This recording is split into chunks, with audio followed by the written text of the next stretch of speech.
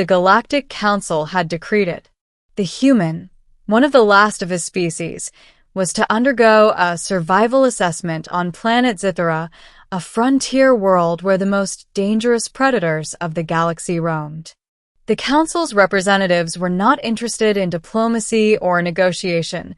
They wanted results, evidence of strength, cunning, and adaptability. Eric Hayes didn't know much about Zithera, only that its reputation for killing anything unfamiliar was unparalleled.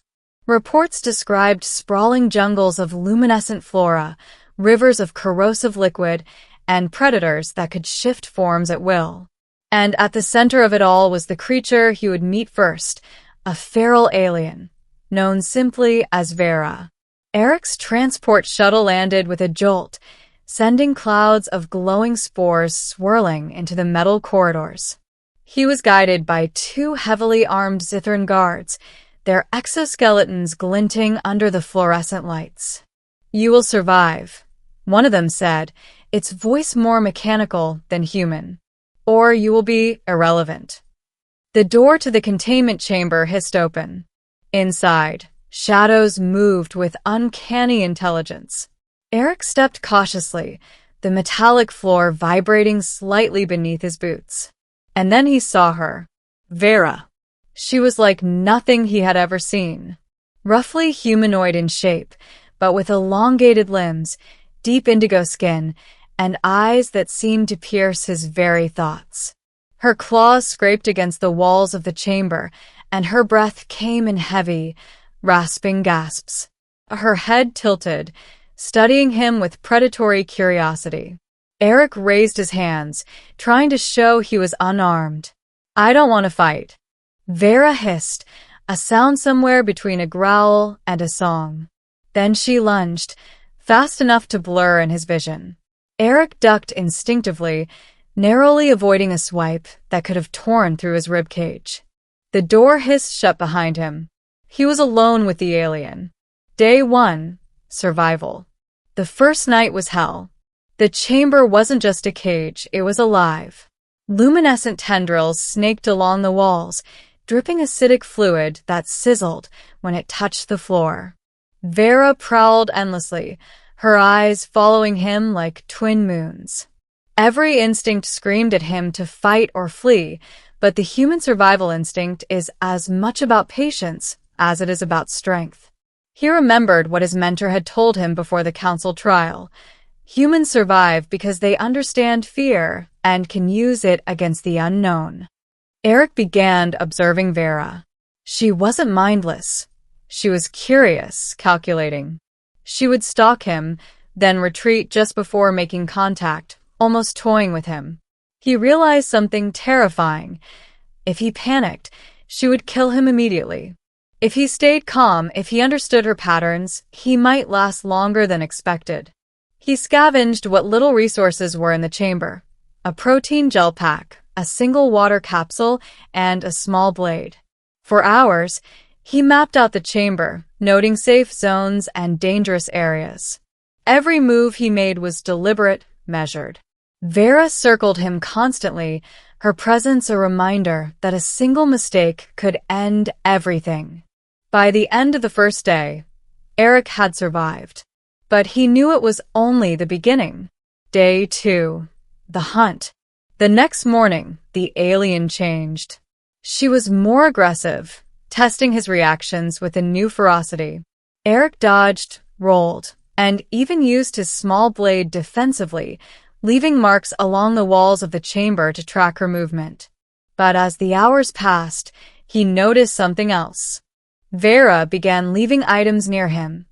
Bones stripped clean, odd stones, even scraps of metal she somehow carried. It wasn't just aggression. It was communication. Eric crouched by one of the glowing tendrils, whispering softly, "You're not just hunting me, are you? You're testing me." Vera tilted her head again, her eyes narrowing. Then she lunged, not at him, but at the walls, tapping out a rhythm that resonated with the chamber. Eric realized the pattern. She was intelligent, not just a feral predator. He decided to try something bold. Instead of hiding or dodging, he approached her slowly, keeping his hands visible. "I'm not your enemy," he said quietly. Vera hissed, ears flattening, claws extended, but she did not strike. She watched him, eyes flickering with curiosity rather than rage. Day 3. Understanding. By the third day, a fragile understanding had formed between them. Eric could sense her moods, her testing rituals, and even began anticipating her attacks before they happened. In return, Vera seemed to acknowledge his intelligence, occasionally mimicking his movements, tilting her head in what he could almost swear was amusement. The chamber itself was changing too. Strange plants were growing toward them, responding to their presence, reacting to the energy between predator and prey. Eric realized the entire environment was sentient in some way, amplifying Vera's instincts. It wasn't just a survival test, it was a symbiosis. In a moment of daring, he offered her a portion of his protein gel. She sniffed it, eyes narrowing, then accepted it delicately. That small act of trust marked a turning point. By the end of the day, he had learned to coexist, navigating the chamber with Vera more as an ally than an enemy. Day 4. The bond. Sleep was impossible, but rest came in bursts. Eric lay against one of the glowing walls, feeling Vera shift beside him. She was no longer a threat. She had become a companion in the harshest sense, a predator who had chosen to spare him. He began talking to her, recounting stories of Earth, humanity's resilience, and his own journey to Zithra. She listened, tilting her head, occasionally letting out a low hum that seemed almost musical. During a brief exploration of a hidden alcove, he discovered a cavity filled with strange, crystalline eggs. Vera watched him closely, but instead of attacking, she nudged him toward the eggs, as if sharing something deeply personal. Eric understood. She was offering him trust at the highest level. Day 5. The choice. By the 5th day, the council's test would soon end. Eric was strong, clever, and had formed a bond with the creature they called Vera. But he also understood the danger. The council had not intended for anyone to survive.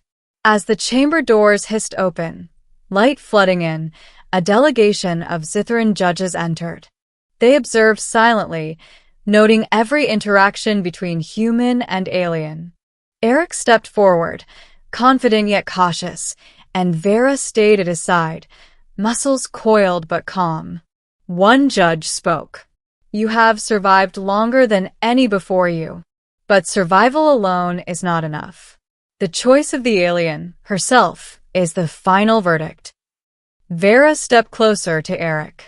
Her claws hovered over the floor, not threatening, but deliberate. She circled him slowly, scenting, studying, deciding.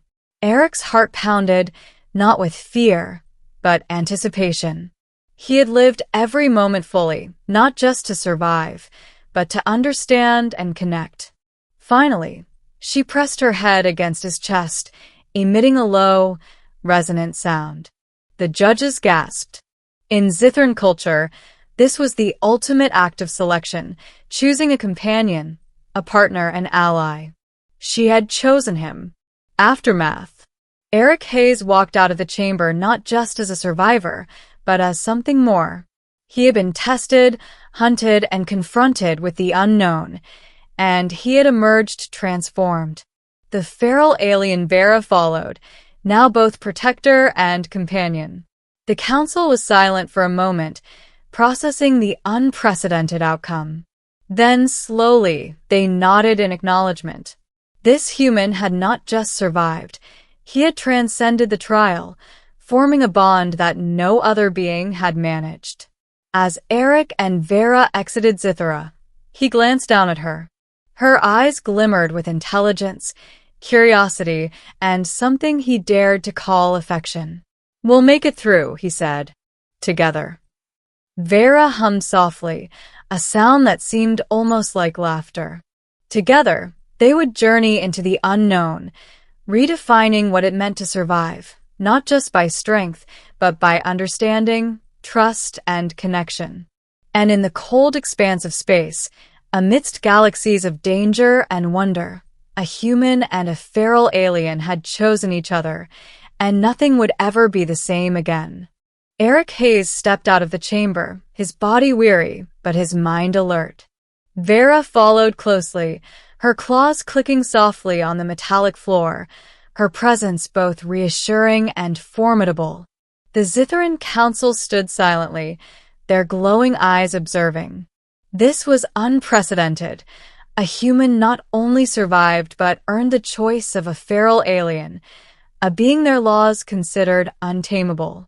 The council's eldest representative finally spoke, its voice low and mechanical. This outcome is unprecedented. He has not only survived the test, but bonded with the creature. The verdict is acceptance. Eric allowed himself a faint smile. It wasn't victory over Vera. It was something deeper. He had earned trust, respect, and, surprisingly, a companion. The bond that had formed over days of fear, survival, and understanding had become unbreakable. Outside the test facility, the skies of Zithra were a swirl of neon clouds and strange bioluminescent storms. Rivers of iridescent liquid snaked through forests that seemed alive, responding to the energies of life within them. Vera paused at the edge of the platform, scanning the horizon. Eric understood. She was ready to explore beyond the cage, beyond the planet, perhaps even beyond the galaxy. He extended his hand slowly. "We make our own path from here."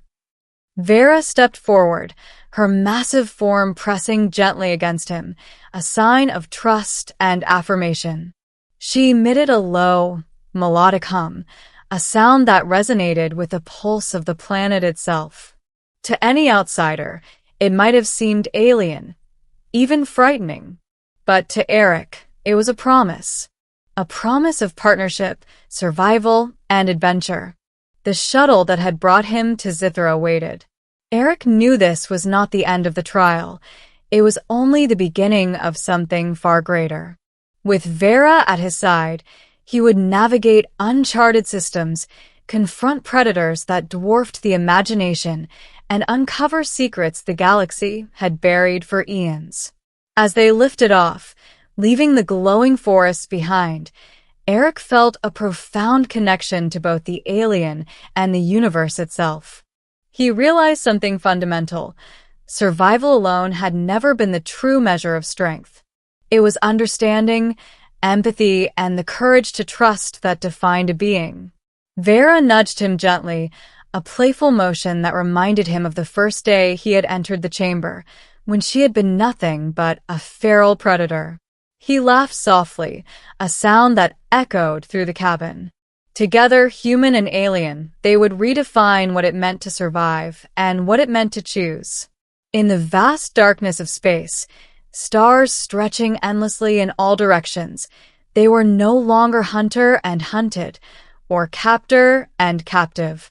They were partners, allies, friends, perhaps, in time, even more. And as the shuttle accelerated toward the unknown, Eric felt a certainty he had never known before. Whatever dangers awaited them in the galaxy, they would face them together. And for the first time in his life, he didn't feel fear. Only the exhilaration of discovery, the warmth of companionship, and the thrilling knowledge that in a universe designed to crush the weak, they had chosen each other, and nothing could ever take that away. The galaxy awaited, and together they would rise.